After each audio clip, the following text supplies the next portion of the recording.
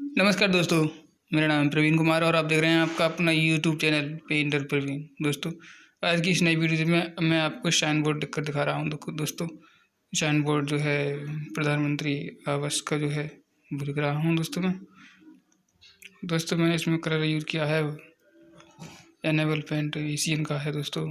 और ब्रश जो है दोस्तों 11 नंबर का ब्रश है दोस्तों, गिलहरी के बालों का।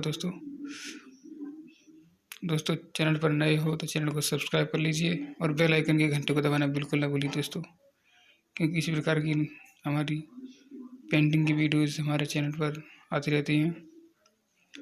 अब वीडियो अच्छा लगे तो लाइक करिए, कमेंट करके हमें बताइए कि वीडियो कैसा लगा। धन्यवाद।